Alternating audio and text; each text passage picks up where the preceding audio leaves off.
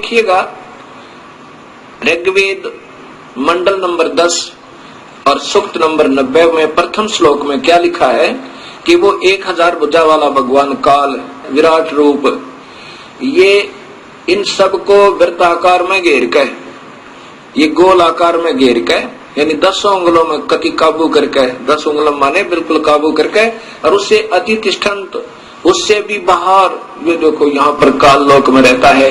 विष्णु पुराण बता रहा है कि प्रकृति से न्यारा होकर वो अपने वास्तविक काल रूप में जाकर के अलग से स्थित हो जाता है।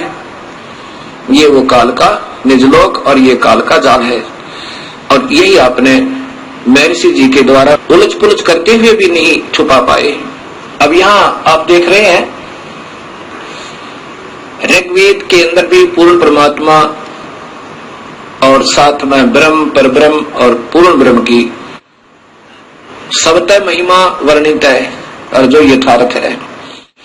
अब आपने ऋग्वेद मंडल नंबर 10 के सूक्त नंबर 90 का प्रथम श्लोक सुना कि ये काल भगवान 1000 भुजा वाला, 1000 सिर वाला, 1000 आंखों वाला, और ये इन सब सारे ब्रह्मांडों को रोक के और इनसे बाहर भी विद्यमान है। आगे दूसरे में क्या लिखा है कि एवं इस कुछ सही तौर पर पुरुष माने भगवान अक्षर पुरुष पर ब्रह्म है। ये तो नाशवान है पहले वाला तो, और दूसरा कुछ भगवान रूप दिखाई देता है कुछ, क्योंकि वो खाता नहीं अक्षर पुरुष, और ये तपस्या पर बोलकर खाता भी है। ये नाम मात्र भगवान है, दिख है भगवान, पर वास्तव में प्रभु ये है नहीं। अब स्पष्ट लिखा है कि एक रूप तो भगवान है काल का, विष्णु का, और वास्तव का रूप इसका यानी काल है, परम रूप काल है। ये उदाहरण आगे दूंगा। अब इसमें लिखा है कि दूसरे श्लोक में ऋग्वेद मंडल नंबर 10 और सूक्त नंबर 90 का श्लोक नंबर 2, एवं पुरुष है च इदम, एवं पुरुष माने कुछ सही तौर पर भगवान अक्षर पुरुष पर ब्रह्म है, और च और इदम माने यह, यत माने जो, भूतम माने उत्पन्न हुआ है, यत जो भविष्य में उत्पन्न होगा, सर्वम सब, यत माने प्रयत्न से, मेहनत के द्वारा, अनेन माने अन से, अतिरोहति विकसित होता है। जैसे इस क्षर पुरुष के यानी ब्रह्म के लोक में और अक्षर पुरुष परब्रह्म के लोक में जितने भी प्राणी हैं वो सब मेहनत करके अपना अन्न से ही इनका प्रफुल्लित शरीर होता है, लेकिन सतलोक में अन्न से नहीं, वो अमृत आहार है वहां का, विकसित होते हैं। ये अक्षर पुरुष भी, ये अक्षर पुरुष भी उतः माने संदेह युक्त, उतः है अमृतस्य मोक्ष, अमृतस्य ईशान। ये अक्षर पुरुष भी यानी ये परब्रह्म भी संदेह युक्त अमोक्ष देने वाला स्वामी है। देखो स्पष्ट लिखा है उतः उत संदेह युक्त अमृत, अमृत से यानी अमृतत्व का ईशान मन स्वामी है। ये भी संदेह युक्त है, यानी पूर्ण मुक्त नहीं कर सकता।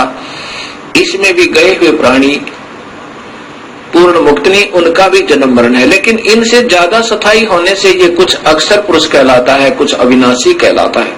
बिल्कुल स्पष्ट लिखा है कि ये भी सही मोक्ष नहीं दे पाता, ये भी संदेह युक्त है, इसका भी अधूरा मोक्ष है, लेकिन इस काल वाले तक बहुत ही अच्छा है, ये खाता नहीं प्राणियों को। अब तीसरे श्लोक में जैसा स्वयं महर्षि जी स्वीकार करते हैं, इस भगवान की तो इतनी ही महिमा है, और जो भी प्रकृति आदि से उत्पन्न हुआ है उससे भी बड़ा भगवान और है, वो पूर्ण परमेश्वर और है। ऐसा ही इसमें लिखा है। अस्य माने इस अक्षर पुरुष की तो, एतावान माने इतनी ही महिमा प्रभुता है। कितना स्पष्ट ज्ञान दिया है। प्रथम श्लोक में इस क्षर पुरुष ज्योत स्वरूपी निरंजन काल का वर्णन है कि ये इन सब प्राणियों को रोक के 21 ब्रह्मांड में स्वयं बाहर भी रहता है। इसकी 1000 भुजा, 1000 आंखें, 1000 हाथ आदि आदि है। और दूसरे नंबर का भगवान एवं पुरुष है, यानी कुछ सही तौर पर भगवान है, क्योंकि वो खाता भी नहीं, और इससे ज्यादा मोक्ष वहां पर मुक्त है प्राणी, बहुत समय तक शरीर रहता है, लेकिन वो भी संदेह युक्त मुक्ति का दाता है। पर ब्रह्म भी यानी पूर्ण मुक्त नहीं होते।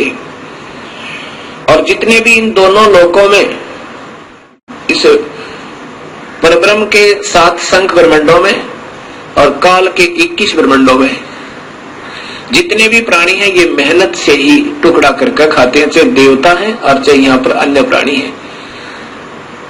अब लेकिन सतलोक में ऐसा नहीं है। आगे लिखा 3 श्लोक में, अस्य माने इस अक्षर पुरुष की तो एतावान इतनी ही महिमा माने प्रभुता है। ये क्षर पुरुष अक्षर पुरुष तो इतना ही भगवान है। चय तथा पुरुष है माने पूर्ण परमेश्वर तो अतः माने इससे भी जयावान माने बड़ा है। होय होय, इस अक्षर पुरुष से भी ज्यादा शक्तिशाली है। और ये यजुर्वेद में स्वयं महर्षि जी भी स्वीकार करते हैं ऋग्वेद में कि वो परमात्मा तो इनसे बड़ा है, इनसे भी बड़ा है। विश्व माने समस्त, भूतानी माने अक्षर पुरुष तथा क्षर पुरुष के इन लोकों में तथा सतलोक में जितने भी प्राणी हैं वह इस अस्य माने इस पूर्ण परमात्मा नि अक्षर पुरुष का पाद माने एक पैर समझो। अस्य माने इस परमेश्वर के त्रि माने 3, दिवी माने लोक जैसे सतलोक, अलखलोक, अगमलोक, वो अमृतम अविनाशी पाद दूसरा है। अब क्या बताया है कि ये जितने भी सतलोक और इस लोक में जितने भी प्राणी हैं, ऊपर के लोकों में और परब्रह्म और ब्रह्म के लोकों में जितने प्राणी हैं जीव आत्मा, ये तो इसका एक पैर समझो। और ऊपर के तीनों लोकों में जितने प्राणी हैं, दिव्यलोक कौन कौन से, सतलोक, अलखलोक और अगमलोक, अनामी लोक में जीव स्थिति नारी नहीं है। इसलिए उन तीनों लोकों में और जितने भी प्राणी और तीनों लोक ये उनका अविनाशी पैर है, अर्थात उस परमात्मा की सतिथि बता रहे हैं उदाहरणार्थ। आगे फिर 4 श्लोक में लिखा है कि पुरुष माने यह अविनाशी परमात्मा, ऊर्ध्व माने ऊपर, त्रि माने 3 लोक जैसे सतलोक, अलखलोक और अगमलोक, पाद माने पैर ऊपर के हिस्से में, उदयन उदयत विराजमान है। अस्य माने इस परमेश्वर की पूर्ण ब्रह्म तथा पाद एक पैर एक हिस्सा जगत रूप पुनः फिर यह माने यहाँ अभवत प्रकट होता है और फिर यहाँ पर वो प्रकट भी होता है, जैसे कभी रूप में आगे, कभी सत्सुकृत रूप में आगे, कभी किसी प्रकार तथा माने। इसलिए स माने वह अविनाशी पूर्ण परमात्मा असने ऐसन जो खाता नहीं और जो सने जो खाता है। ये क्षर पुरुष तो 1 लाख जीवों को रोज खाता है, अक्षर पुरुष खाता नहीं। इसमें लिखा है सनैन असनैन, खाने वाले और न खाने वाले, अर्थात काल और परब्रह्म से अभी माने ऊपर, विश्व माने सर्वत्र, उससे ऊपर भी और सर्वत्र विक्रमात व्यापक है। कितना स्पष्ट कर दिया कि ये परमात्मा पूर्ण ब्रह्म अविनाशी परमात्मा ऊपर के तीनों लोकों में भी है। और फिर ये खाने वाले और न खाने वाले, काल तो खाता है पर ब्रह्म नहीं खाता।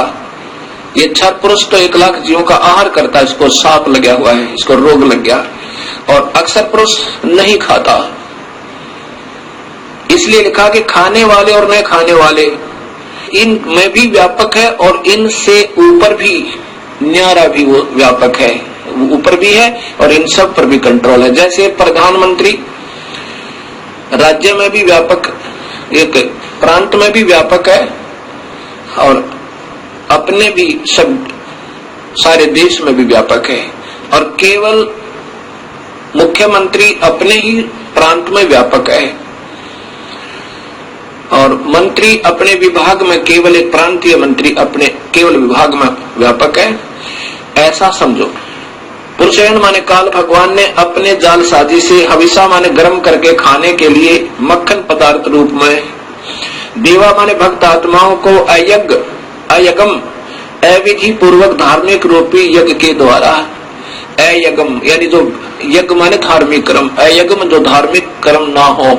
जैसे गीता जी में लिखा है कि 7वें अध्याय के 15वें श्लोक में कि तीनों गुणों के द्वारा जिनका ज्ञान हरा जा चुका है वो राक्षस स्वभाव को धारण किए हुए दुष्कृतिन मनुष्यों में नीच, दुष्कृतिन माने शास्त्र विरुद्ध साधना करने वाले, दुष्कृतिन माने जो सही धार्मिक कर्म ना हो वो बुरे कर्म करते हैं, जो शास्त्र अनुकूल साधना नहीं है, पूर्ण परमात्मा की पूजा नहीं है, उससे अन्य पूजा को दुष्कृतिन अर्थात अविधि पूर्वक साधना करने वाले कहा है। यहाँ वही है कि अयज्ञ जो अधूरी अविधि पूर्वक साधना रूपी यज्ञ के द्वारा यत माने परिवर्तन करके, तनवंत माने ताने अर्थात जाल की तरह रचना रची, वसंत सुहाना मौसम, वसंत अर्थात रिंचिक सुख।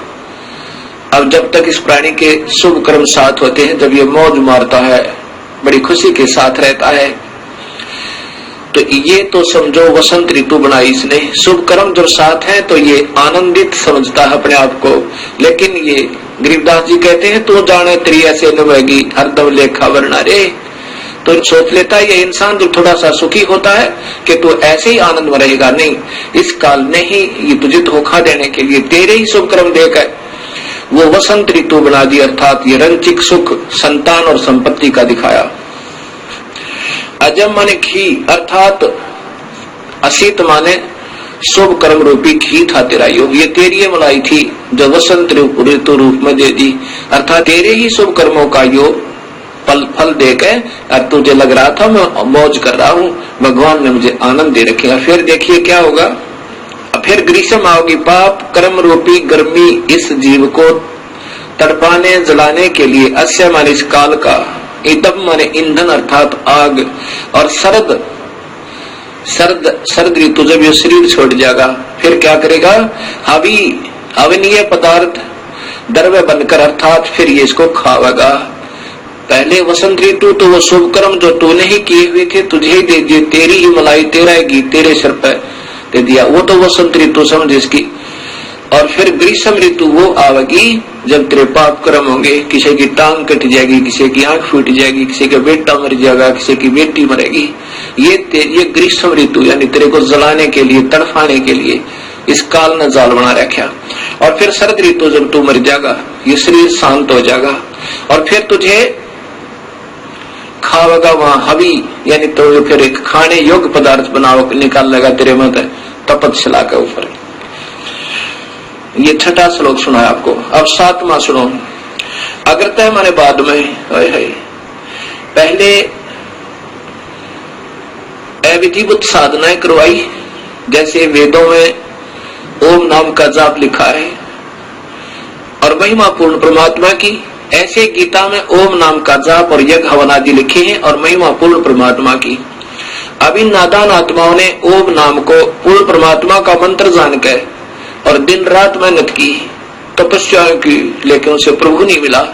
क्योंकि गीता जी के 11वें अध्याय के 47-48 श्लोक में और 53-54 में स्पष्ट है कि अर्जुन किसी भी वेद वर्णित विधि से, यज्ञ से, हवन से, तप से, जप से मैं नहीं प्राप्त हो सकता, प्रभु तो प्राप्त हुआ नहीं। फिर उन्होंने अपने अपने अनुभव के, उन विद्वान पुरुषों ने अपने अपने जितने जिनका ध्यान में जो उपलब्धियां हुई अपने अपने अनुभव के शास्त्र बनाने शुरू कर दिए और जिसके कारण ये भक्ति का पतन हो गया।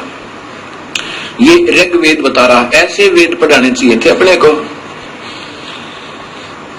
अग्रता माने बाद में, तम माने सज्ञान अंधकार की, यज्ञम माने पूजा के आधार पर, पुरुषम माने काल भगवान को, तेन माने उन, देवा माने भक्त आत्माओं, च तथा साध्या माने सिद्धों ने, ऋष्य है माने ऋषियों ने, बहरसी माने वेदों के बाहर अर्थात भिन्न भिन्न, जातम माने स्वयं उत्पन्न कर दिए, वेदों से बाहर, बहिर्ष माने उसका बाहर के, वेदों से न्यारे, जातम माने स्वयं उत्पन्न कर दिया अर्थात वह शास्त्र बना लिए। ये माने जो प्रोक्षण माने मन माने मंत्रों के उच्चारण से, जैसे चारों वेदों में तो एक एक थोड़ा थोड़ा मंत्र निकाल के और एक ब्रह्म ये गायत्री मंत्र बना दिया। ये चारों वेदों में से दो दो अक्षर, तीन तीन अक्षर ले रखे हैं। ये स्वयं प्रोक्षण माने मन माने मंत्रों के उच्चारण से अयजंत अविधि पूर्वक साधनाएं शुरू कर दी। ऋग्वेद बता रहा है ये जैसे ओम भूर्भुवः स्वः तत्सवितुर्वरेण्यं भर्गो देवस्य धीमहि धियो यो न प्रचोदयात्, ये चारों वेदों में से छोटे छोटे मंत्र निकाल लिए और इसका एक मंत्र बना के आप ही अपने हिसाब से साधना शुरू कर दियो। ओम नमः शिवाय, ओम भगवते वासुदेव नमः, ये जो मंत्र बना लिए, कहते यहाँ से ये भक्ति सतर गिरता चला गया। राधे श्याम सीताराम, ये कोई भक्ति मंत्र नहीं है, ये तो ठीक अपने मन को राजी करने के लिए, ये तो स्वीट टेबलेट्स है, ये तो मीठी गोली है। लेकिन नाम जाप से ही बात बनेगा जो वेदों में लिखा है। इस मन को प्रसन्न करने के लिए चाहे कुछ भी गाते बजाते रहो, इससे कोई लाभ नहीं होगा। उस मूल मंत्र से ही बात बनेगी जो वेदों में वर्णित है। और फिर पूर्ण परमात्मा कबीर परमेश्वर ने उस ओम मंत्र के साथ एक मंत्र और जोड़ा जो परब्रह्म का मंत्र है, और एक मंत्र और जोड़ा जो पूर्ण ब्रह्म का मंत्र है। ऐसे ये तीन मंत्रों का जाप से जीव का छुटकारा होगा। बाकी मन प्रसन्न करने के लिए चाहे फिल्मी गाने के आधार पर गा लो उस भगवान की स्तुति, और चाहे किसी मनमुखी मंत्र के आधार पर अपना व्यर्थ जीवन कर लो, उससे कोई लाभ नहीं, ये वेद बता रहे हैं। मनमाने मंत्रों के उच्चारण से अयजंत अविधि पूर्वक साधनाएं प्रारंभ कर दी। अब 8वां श्लोक है कि तस्मात उस धार्मिक यज्ञात, उस धार्मिक कर्म यज्ञ आदि से जो अविधि पूर्वक थे, अर्थात काल ब्रह्म को ही पूर्ण ब्रह्म मानकर निर्गुण सर्वगुण रूप से धार्मिक कार्य करने से सर्वभूत सब धार्मिक कार्य यज्ञादि करने वाले, अब उस पूर्ण परमात्मा को के ही जैसा इस काल को मान के उसी की साधना करने वाले वर्षद, प्रसद माने पूरी सभा, प्रसद माने पूरी सभा यानी पूरा भक्त वृंद, सभी भक्त आत्माएं, समुदाय आयजम पिंगला हुआ घी अर्थात प्रभु प्राप्ति की प्रेरणा से विशेष प्रेरित। अब जैसे ये भक्त संत जन बढ़िया बढ़िया लतीफेदार कथा सुना के इन भक्त आत्माओं को प्रेरणा तो इतनी दे देते हैं प्रभु पाने की, और जाप देते हैं काल का, और काल से भी निम्न सतर का, काल का भी कोना। फिर बताते हैं कि पीपल के चक्कर लगाओ, वट वृक्ष के चक्कर लगाओ, इसमें भगवान का देवताओं का वास होता है। कभी कुछ बताते हैं, मनमाने साधना दे देते हैं, कोई राम का जाप देता है, कोई हरि शरणम, ये कोई जाप नहीं है। ओम नमः शिवाय, ओम भगवते वासुदेव नमः, ये कोई मंत्र नहीं है। अब यहाँ कहते आयजम पिंगला हुए घी की तरह प्रभु प्राप्ति की प्रेरणा से विशेष प्रेरित सम माने पूर्ण परमात्मा की सत भक्ति सदृश जान के उन गलत मंत्रों को, उन नादान संतों के द्वारा दी गई साधना को सत मान के और जानकर भक्तम धारण किए हुए उसको जाप करते हुए अपने हिसाब से सोचते हैं कि हम सही पूजा करें क्योंकि मेरे गुरुदेव ने मुझे बताया है। तान माने उस गलत साधना से ये जो 84 लाख जूनियां चार खानियां कहलाती हैं पशुन, ये संस्कृत बोल रहा हूं, पशुन, पशु जूनी में चले जाएंगे वह पशु जूनी। और फिर वायान माने वायु में रहने वाले पक्षियों, आर्यन माने जंगली प्राणियों, चै तथा ग्राम्य गांव में रहने वाले व्यक्तियों, मानव आदि, चक्रे माने जन्म मरण के चक्कर में पड़ जाते हैं। ये मालिक ऋग्वेद स्पष्ट कर रहा है कि ये नादान आत्माएं इन गलत गुरुओं के ने अपने आप ही मनमाने मंत्र बनाकर वेद न्यारे और गीता से भिन्न ये सब फिर पशु जोनी में पशुन, वैवान, आर्यन, ग्राम्य, चक्रे, ये सारे होते हैं इन धार्मिक शास्त्रों में।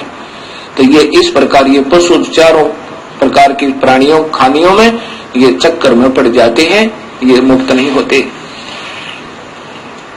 अब यही ऋग्वेद मंडल नंबर 10 और सूक्त नंबर 90 का आपको श्लोक नंबर 9 सुनाता हूं। तस्मात उसके बाद सर्व माने सब, यज्ञात माने धार्मिक कार्य, हुता माने करने वाले, सामानी साधारण अर्थात वेदों को छोड़कर, छंदासी अन्य 6 शास्त्र, 11 उपनिषद, गोपथ ब्राह्मण आदि जजीरे माने बनाए। अब इन नादान संतों ने अपनी अपनी अनुभूतियां अलग से 6 शास्त्र, 11 उपनिषद की गोपथ ब्राह्मण और अन्य वेदों के ब्राह्मण बनाए। तस्मात मान उसके बाद ऋच श्लोक जजीरे बनाए, अपने आप और श्लोक बना लिए नारे नारे। तस्मात उसके बाद यजुर प्रार्थनाएं, यजु माने प्रार्थनाएं, यजुर स्तुतियां, अन्य ब्राह्मण जैसे अन्य यजुर्वेद के अन्य ब्राह्मण अजायत माने बनाए। अब ओम जय जगदीश रे, स्वामी जय जगदीश रे, जय माता दी, पिछले बोलो अगले बोलो जय माता दी, ये बना लिए न कहे, ये शास्त्र विरुद्ध है, इनसे प्रभु प्राप्ति नहीं हो सकती, तो मनराज जी करने वाली बात है। आगे 10वें श्लोक में लिखा कि तस्मात उसके बाद अश्वा माने घोड़े जैसी दौड़ लाएगी अपने अपने न्यारे न्यारे शास्त्र बनाने की। के माने इसलिए काल साधना से, ये माने जो अजायंत उत्पन्न हुआ, उभया दत्त, यह दोनों ही काल के दांत समझो। अब चाहे सरगुण मान के उसको, अति निर्गुण रूप के जो भी उपनिषद और जो भी अपने शास्त्र अन्य वेद न छोड़ कर जो भी अपनी अनुभूतियां लिखी, अपना अनुभव लिखा, ये काल के दांत समझो, इनमें उलझ गए सारी नादान आत्माएं। वेदों से अलग अगर कोई साधना बताता है वो गलत बताता है। वेद खुद भगवान द्वारा वर्णित है और उसमें उतना ही करना जितना लिख रखा है, उससे ज्यादा कम करता कोई अपने, वो फिर उस खेल के मैदान के नियमों से बाहर खेल रहा है। जैसे कोई खेल का मैदान होता है, उस प्लेग्राउंड के कुछ सीमा होती है, उसके अंदर ही खेलना होगा, उससे बाहर जो खेल रहा है वो खेलता रहो, उसको कोई लाभ नहीं। वो तो लोग दिखावा कर रहा है दुनिया को दिखाने के लिए, तो ऐसे यहां बता रहे हैं।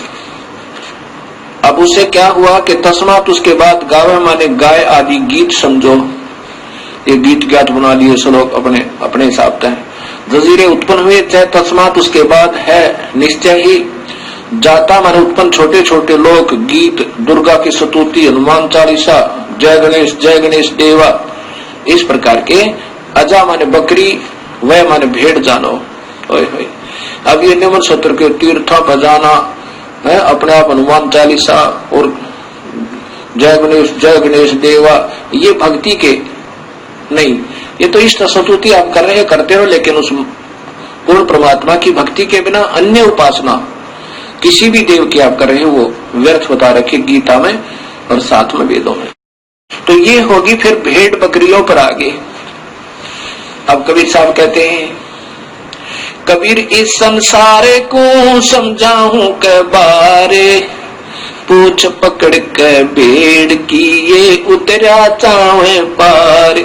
वही वेद बता रहे हैं जो कबीर परमेश्वर ने स्वयं आकर बताया कि उन वास्तविक साधना ने छोड़ के नौका में तो उतर गए और भेड़ की पूछ पकड़ ले को दरिया से पार होने के लिए, तो कभी पार नहीं हो सकता। कबीर साहब कहते हैं, कबीर इस संसार ने समझाऊं का बार, और ये पूछ पकड़ कर भेड़ की उतरा चावे पार, ये नादान साधना है। पाप दुर्गा स्तुति बनाकर तू शेरा वाली है, तू लट्टा वाली है, तू फलाने वाली है, वो तो माँ में गुण है ही है, लेकिन वो मिले कैसे ये संत बताएंगे।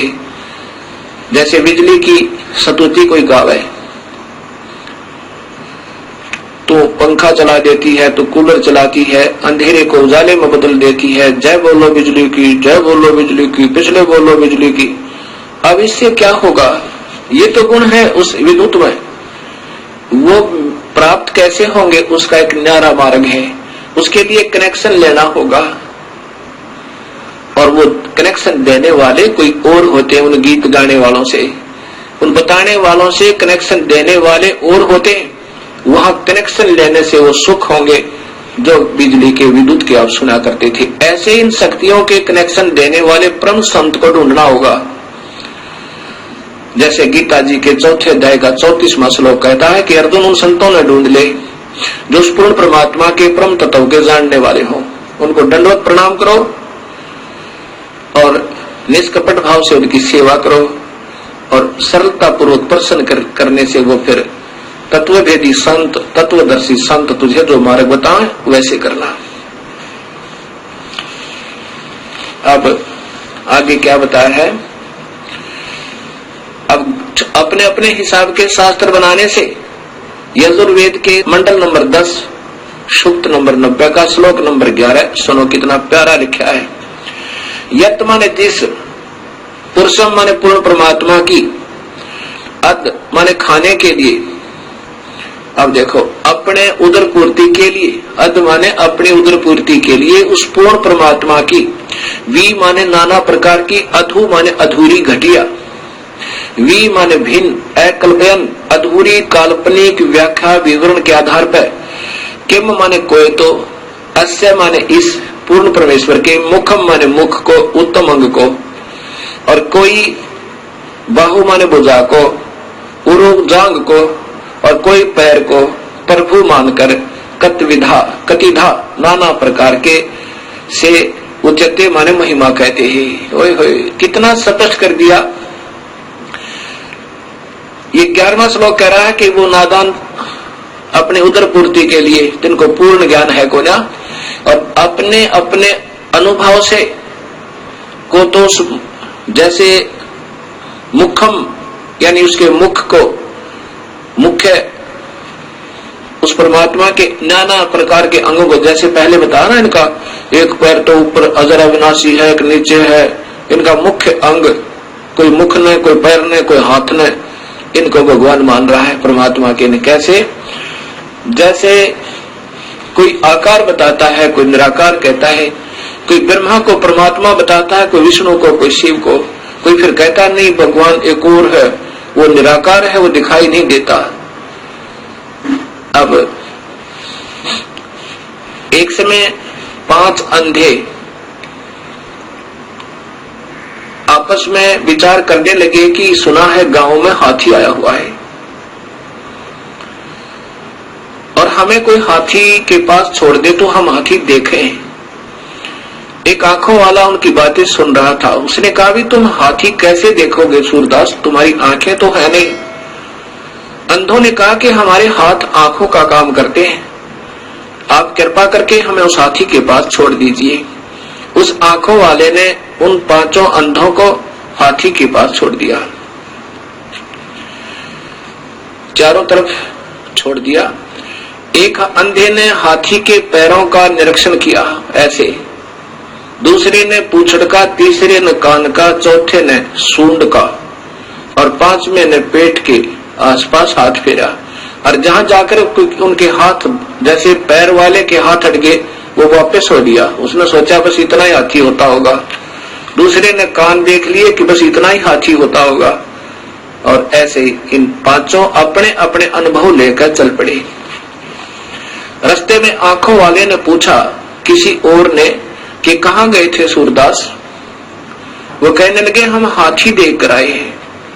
आंखों वाला कहने लगा अंधो तुमने हाथी देखा कैसे? उन्होंने कहा हमारे हाथ आंखों का काम करते हैं। तो वो आंखों वाला कहने लगा भाई बताओ कैसा था हाथी?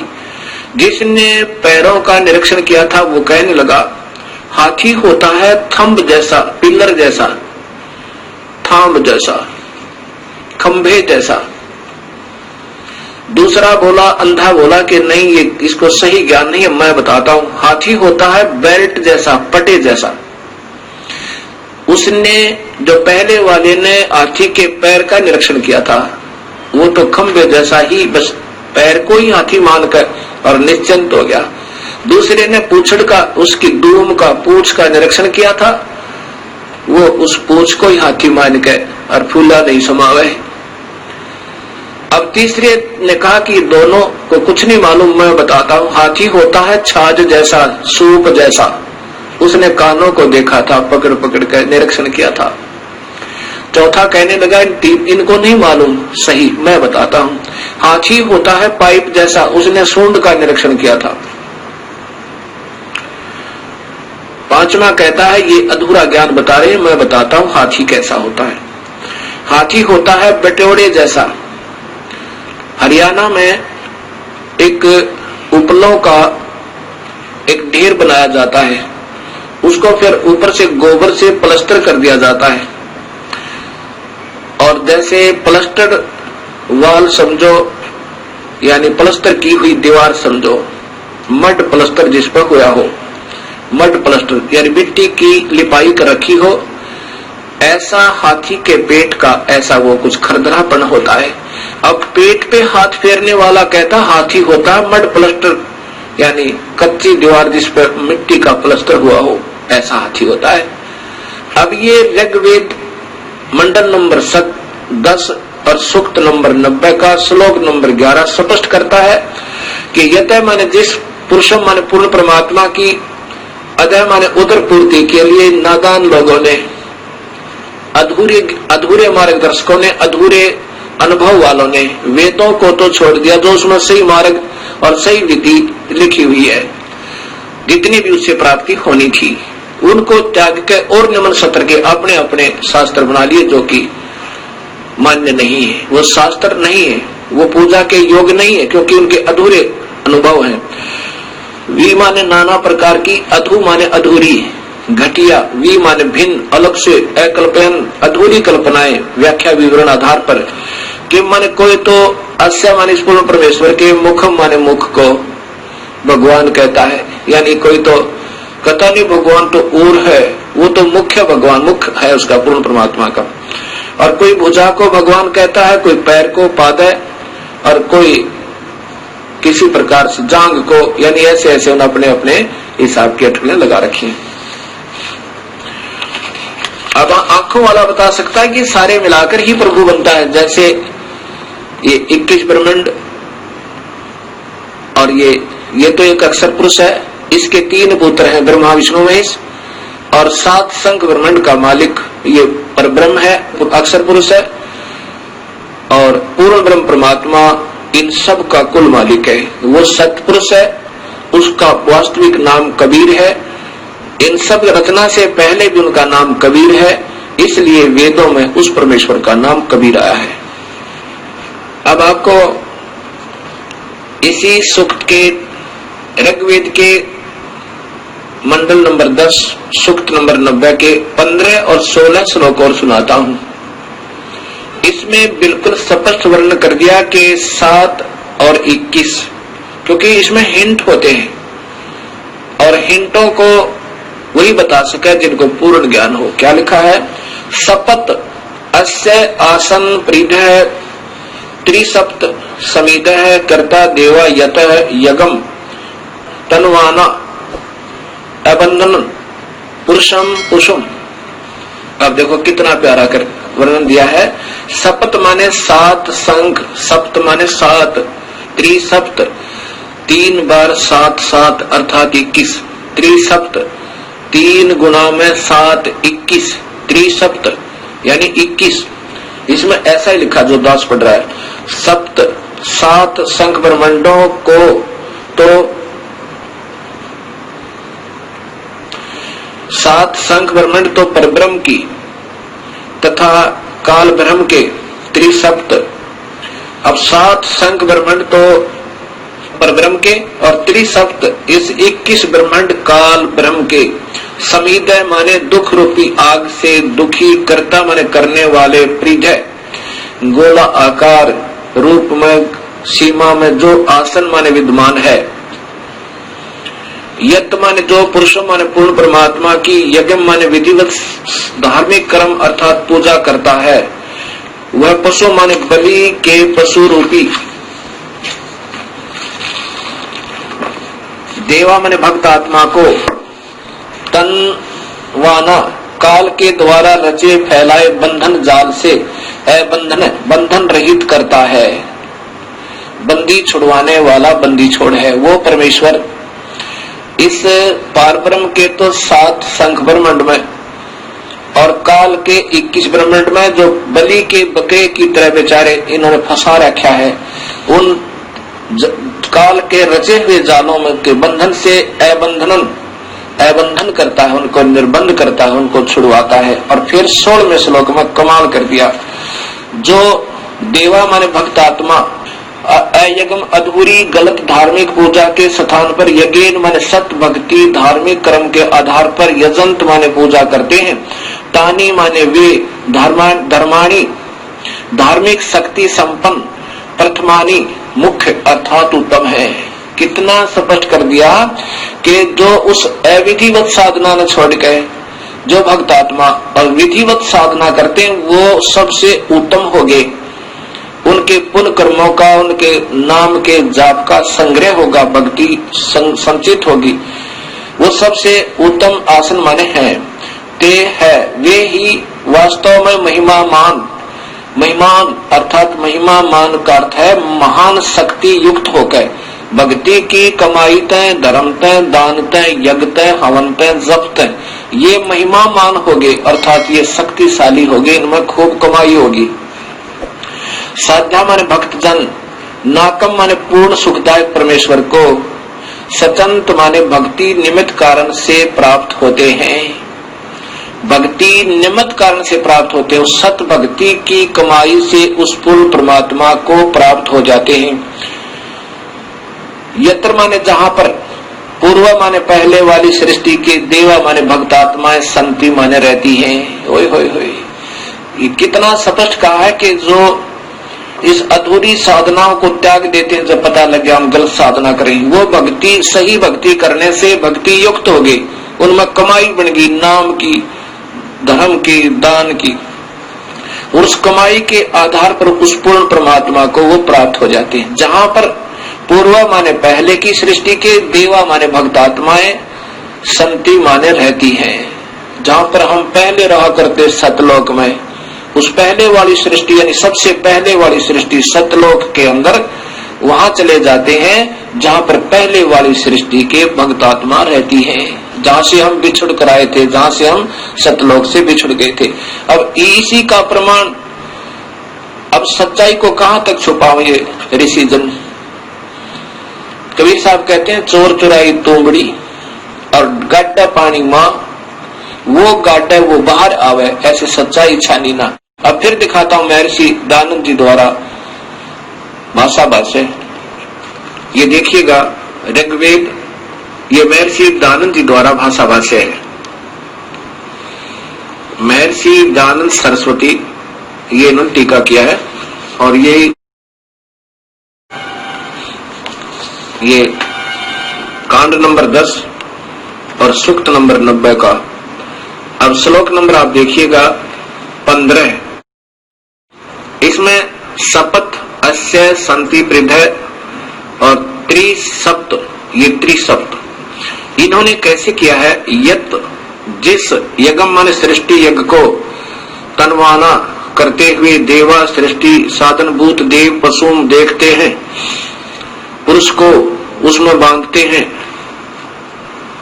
देखने वाले दृष्टा पुरुष को उसमें बांधते हैं।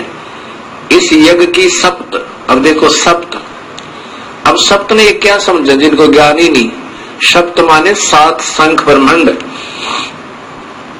सप्त माने 7, प्रीध है छंद रूपी प्रीधियां, ये गोला आकार में प्रीधि, जैसे प्रीधि नहीं होती प्रीधि, अब 7 आवरण ये अपने हिसाब से इन्होंने बनाए है, ऐसा नहीं। ये देखिए फिर त्रिसप्त, त्रिसप्त माने 21, ये 21 ब्रह्मांड काल के, और ये सप्त, ये 7 सप्त माने 7, ये 7 शंख ब्रह्मांड पर ब्रह्म के। अब देखो समीध आदि कर्ता बनाई। अब इसमें 15वां 16वें श्लोक में देखो, ये स्वयं आप ही लिख रहे हैं,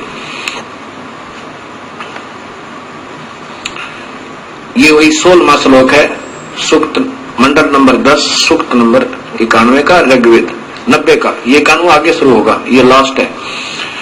देवा देव शक्तियां यज्ञ माने संतीकरण आदि से अथवा अग्नि से यज्ञ सृष्टि रूपी यज्ञ को अजायत माने करते हैं, अजंत, क्योंकि तानी माने वे, धर्माणी संसार के धारक बल।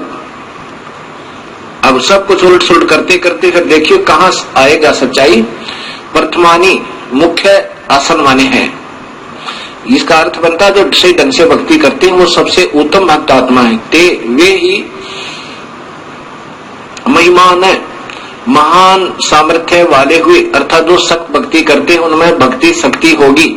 नाकम माने आनंद स्वरूप परमेश्वर को, सचंत माने निर्मित कारण से रूप में प्राप्त करते हैं। अब एक तरफ तो वो कहते हैं परमात्मा निराकार है, और यहाँ स्वयं कहते हैं कि परमेश्वर को निमित्त कारण से रूप में प्राप्त करते हैं। कहा?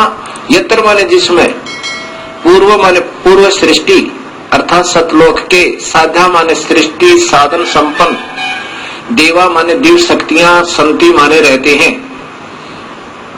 अब स्वयं स्वीकार कर रहे हैं महर्षि जी कि आनंद स्वरूप परमेश्वर को प्राप्त करते हैं निमित्त कारण से, अर्थात सत भक्ति के कारण प्राप्त करते हैं।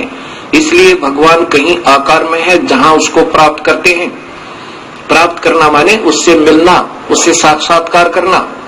ये स्वयं वेद बता रहा, स्वयं अपने कर्मों से लिख रहे हैं, कर कमलों से, जिसमें कहा जाते हैं उस परमात्मा के लोक में जहां पहले की सृष्टि यानी सतलोक वाले साध्या सृष्टि संपन्न साधन संपन्न अर्थात वो भक्त आत्मा, देवा माने दिव्य शक्तियां, ये भक्त आत्मा रहती हैं वहां, क्योंकि वो परमात्मा स्वरूप आत्म रूप में है, इसलिए उनको देवा कहा है। शक्तियां रहते हैं। अब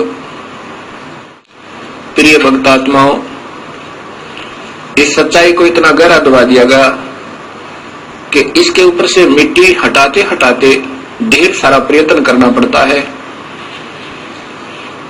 और पुण्यात्मा जो होंगी अब तुरंत समझ जाएंगी इन काल के दूतों, इन नकली संतों के जाल में नहीं रहेंगे। और इतना प्रमाण मिलकर भी जिनकी आंखें नहीं खुलती वो मूढ़ बताए, वो मूढ़ बताए। गीता में लिखा कि वो तो मूढ़ है जो सत भक्ति नहीं करते। इतना कुछ प्रमाण होकर भी यदि आपको सत नजर नहीं आया तो आपके मोतिया बंद है। कबीर साहब की प्यारी आत्मा गरीबदास जी कहते हैं कि फिर तो ये देखत के तो नैन जिसमें फिरा मोतिया बंद रे। जिसको सफेद मोतिया बंद हो जाए उसकी आंख सौस दिखाई देती है तो उसको नजर कुछ नहीं आता, फिर तो आपका मोतिया बंद हो चुका है। इन नादान संतों के गलत ज्ञान के आधार पर जो सब शास्त्र विरुद्ध साधना सारे भक्त समाज को प्रवेश कर दी।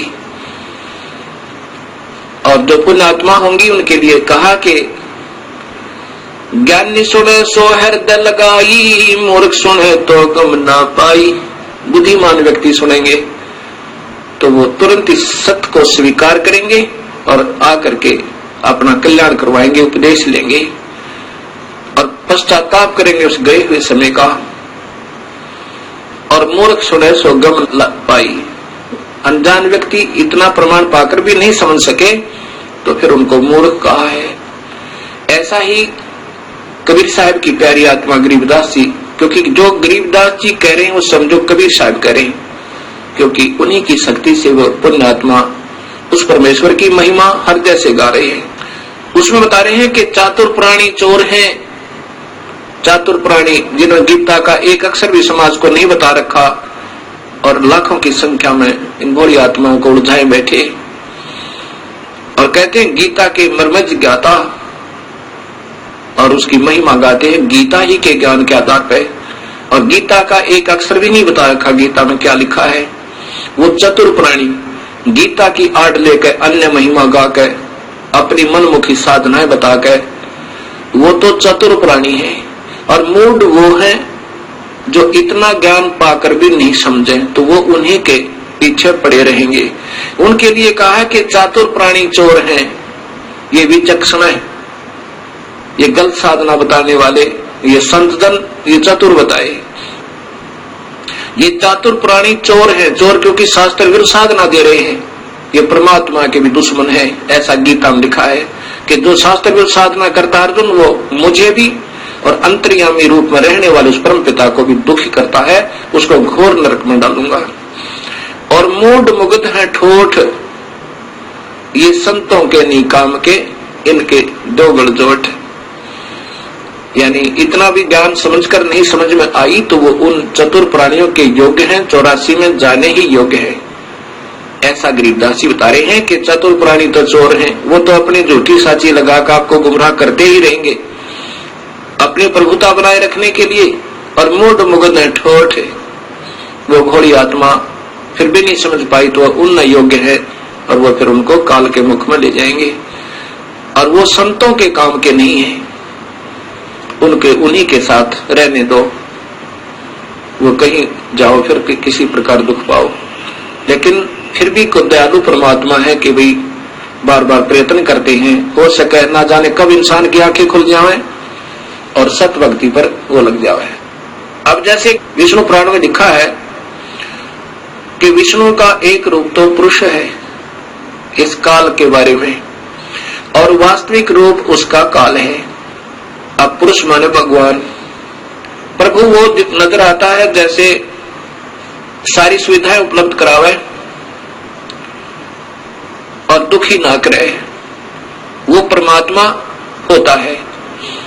अब इस काल का प्रथम रूप तो ऐसा नजर आता है जैसे कसाई बकरे पालता है, उनके लिए अलग से स्थान बनाता है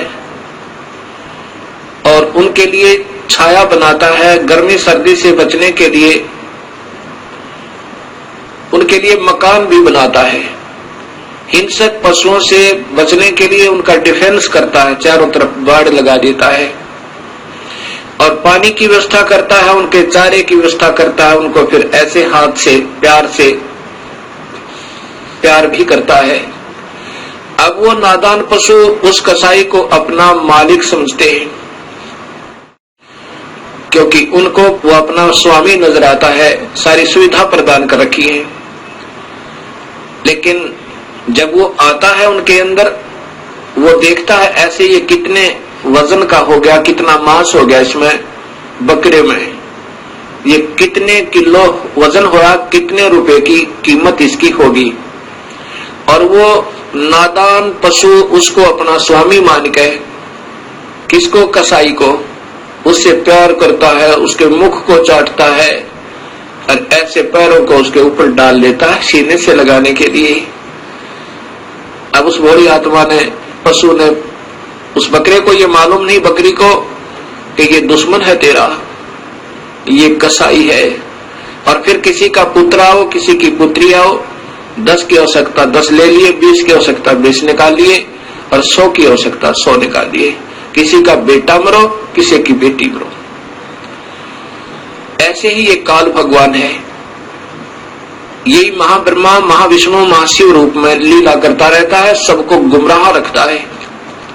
इसका प्रथम रूप तो भगवान जैसा दिखा, जैसे बढ़िया पृथ्वी दे रखी, बढ़िया सूर्य बना रखा, नीचे पानी मीठा है, और फिर फलदार वृक्ष हैं, दूध, दही, घी, सेब, संतरे, मक्खन, कार, कोठी है ठाठ कर रखे, और फिर 1 लाख परिवार रोज टक्कर मार कर होते हैं। किसी का बेटा मर गया, किसी की बेटी मर गई, किसी के पुत्र मर गया, किसी का दामाद मर गया, और ये आनंद से 1 लाख जीवों का आहार करता है। अब ये काल का जाल कबीर परमात्मा बता रहे हैं। अब जब आपके समझ में ये सृष्टि रचना आ जाएगी, तब आपकी सर्व शंकाओं का समाधान स्वतः ही हो जाएगा। इसलिए ये दास बार बार आपको सृष्टि रचना की सटोरी आपके हृदय में ऐसे उतारना चाहता है जैसे रामायण और महाभारत बच्चे बच्चे को कंठस्थ होगी। ऐसे ही इस ज्ञान के आधार पर हमने उस परम पिता की जानकारी होगी, जैसे हमने रामायण और श्री कृष्ण लीलाओं से श्री रामचंद्र जी की महिमा का ज्ञान हुआ, श्री कृष्ण जी की महिमा का ज्ञान हुआ, तो उनको हमने प्रभु मानकर हृदय से स्वीकार किया। ऐसे जब हमने पूर्ण परमात्मा का ज्ञान होगा, फिर अपने आप इनसे सतीथी हमारी हट जाएगी। जैसे गीता जी में लिखा कि अर्जुन, जब तुझे पूर्ण परमात्मा का सत्य ज्ञान हो जाएगा, फिर तेरी अन्य देवताओं में ऐसी सतीथी रह जाएगी। अन्य देवताओं में यो काल भी आ गया फिरता है जब पूर्ण परमात्मा का सही ज्ञान हो जाएगा। कैसे, जैसे छोटे जलाशय के, जब आपके बड़े जलाशय के प्राप्त हो जाने पर पहले समय में नहाने और धोने पीने के लिए तालाबों का स्वच्छ जल ही प्रयोग किया जाता था, क्योंकि उसमें जड़ी बूटियां बहुत हुआ करती आसपास, और वर्षा के कारण जड़ी बूटियों के ऊपर गिरा हुआ जल संचित हो जाता था एक झील में, एक तालाब में, उसी को पिया करते थे। वो बहुत स्वास्थ्यवर्धक होता था। तो कहते हैं कि उसमें पीने के लिए भी वो पानी ही प्रयोग किया जाता था, उसी से सिंचाई भी की जाती थी। भगवान कह रहे हैं, अर्जुन, जब बड़े जलाशय के प्राप्त होने पर छोटे जलाशय में जिसमें कुछ समय का अस्थायी जल था, जो ग्रीष्म ऋतु आने पर समाप्त हो जाना था, उस छोटे जलाशय के प्रति जैसी तेरी श्रद्धा रह जाएगी, ऐसा ही उस पूर्ण परमात्मा के सत्य ज्ञान के हो जाने पर इन अन्य मेरे में यानी ब्रह्म में और परब्रह्म में और नीचे के ब्रह्मा विष्णु महेश और देवताओं में, इनमें जिसी तेरी श्रद्धा रह जाएगी, जैसे उस बड़े जलाशय बड़े तालाब के प्राप्त होने पर उस छोटे जलाशय में रह जाती है, उससे फिर नफरत नहीं होती, वो तो काम चलाऊ है और वो सथाई है। ऐसे अपने आप उसमें श्रद्धा स्वतः बन जाएगी। ऐसा ही कबीर परमात्मा ने बताना चाहा है कि जब तुम्हें पूर्ण परमात्मा का ज्ञान होगा तो नीचे के ब्रह्मा विष्णु महेश और ब्रह्म, इनसे नफरत नहीं, ब्रह्मा विष्णु महेश से नहीं, लेकिन पूर्ण परमात्मा में आप पे आसक्तता आपकी बढ़ जाएगी। अब जैसे अनजान पने में रात्रि के समय कोई छोटा सा 25 वाट का बल्ब उदय हो जावे, जग जावे, तो ये भोले भाले पतंग, छोटे छोटे जुगनू, तितलियां, ये मच्छर उसके चारों तरफ उसको सच्चिदानंद मान के, सत्य चित आनंद, क्योंकि अंधेरे में तो वही बढ़िया, इसलिए उसको सच्चिदानंद मान लिया। अभी तक समाज को सच्चिदानंद की परिभाषा का भी ज्ञान नहीं। सच्चिदानंद अर्थात प्रभु जो आत्मा का सच्चा साथी, सच्चा आनंद, जो ना मारे ना खावे ना दुखी करे ना गधे बनावे, वो परमात्मा वास्तव में सच्चिदानंद है। बाकी जब तक उसका ज्ञान नहीं तब तक ये नीचे के देवता ही सच्चिदानंद बने हुए थे हमारे लिए। जैसे उस 25 वाट के बल्ब पे ना जाने कितने जीव जंतु इकट्ठे हो जाते हैं, और जब 200 वाट का उदय हो जावे या 100 वाट का, उसको जगा दे कोई तो उसी समय उसको त्याग के 25 वाट के को और उस 100 वाट के पर पहुंच जाओगे सारे, क्योंकि फिर वो सच्चिदानंद हो गया। उसके बाद 1000 का उदय हो जावे बल्लभ, तो उसको छोड़कर 100 वाले को 1000 वाले पर पहुंच जाएंगे। तो अभी तक इन ऋषियों के लिए ये ब्रह्म सच्चिदानंद था, लेकिन ये सच्चिदानंद नहीं था। हाँ, इन अन्य से तो चोखा था। इसके बाद जब सूर्य उदय हो जाएगा, फिर यह भ्रमणा और भटकना कति मिट जाएगी। और ज्ञान सब ज्ञानड़ी, कबीर ज्ञान सो ज्ञाने, जैसे गोला तोहब का भाई करता चले मैदाने। कबीर तारा मंडल बैठे करिए, चांद बड़ाई खाए, उदय हुआ तब जब सूर्य का सौ तारों छप जावे। रात्रि के समय चंद्रमा की रोशनी बहुत अच्छी नजर आती है और तारागणों से ज्यादा ही प्रभु नजर आता है, उत्तम नजर आता है। ऐसे ही ये ब्रह्म समझो और तारे समझो, ये अन्य देवता ब्रह्मा विष्णु महेश। और जब सूर्य उदय होगा वो पूर्ण परमात्मा का वास्तविक ज्ञान और सुख का ज्ञान होगा। 100 तारा छिप जावे, ना चंद्रमा दिखे ना तारे दृष्टिगोचर हो, अर्थात फिर ये सर्व सुख हो जाएगा। ऐसा पूर्ण परमात्मा की भक्ति और नाम में ये शक्ति है। सत साही इस सारी सृष्टि रचना को सुनकर